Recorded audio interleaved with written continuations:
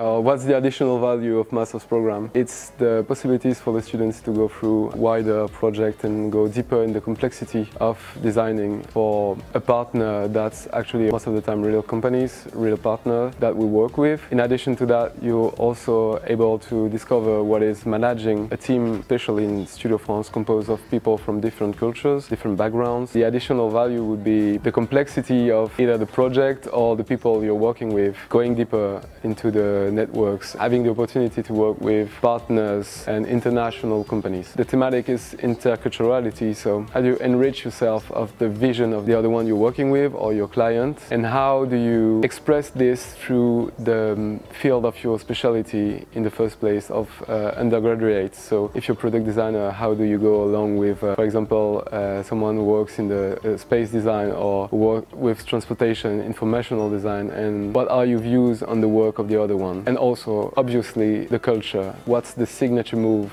of a student that comes from somewhere else? What kind of hybridation we could discover to make new patterns or new way of approaching a design project. Those two are ESP project about food waste. So they used the fish bones and fish scales to, for one of them, make fish snacks for the apéro, right? And for the other one, a new luxury condiments that would be used instead of salt in your meals. So you don't salt them that much and it's healthier, more sustainable. So with those two projects, nothing goes to the bin anymore. Those students were from either Mexico or China. Their approach was using the cultural background that they have to mix up information and knowledge, an old way to doing things from another country in a new way of designing a solution and being innovative while revisiting, for example, way to deal with waste management with fish bones and fish scales. We have a first creativity seminar where we explore the tools of design fiction, help ourselves in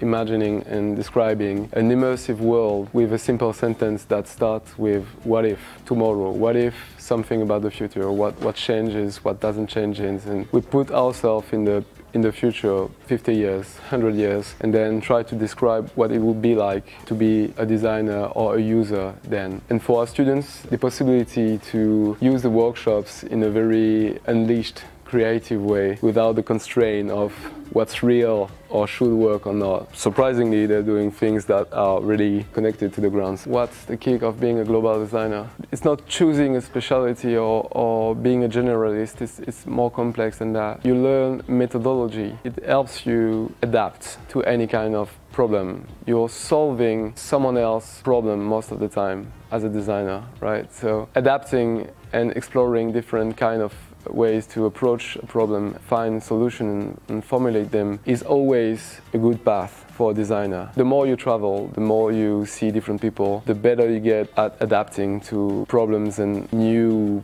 networks, new approaches and new ways of designing things. Nantes is an incredible city. It's growing incredibly fast, and if we have to be somewhere with this school that showcases a multicultural feeling with a rich cultural propositions, it's Nantes. You can do whatever you want here. Maybe the major city of the west part of France, and it's connected to everywhere in France and internationally. So you could fly to everywhere, you could get a train to anywhere. It's really close to Paris either, so you can go surfing 1 hour from there. So yeah, why choosing Nantes? Because of the endless possibilities that you have here to connect with people and cultures and whatever you want to do.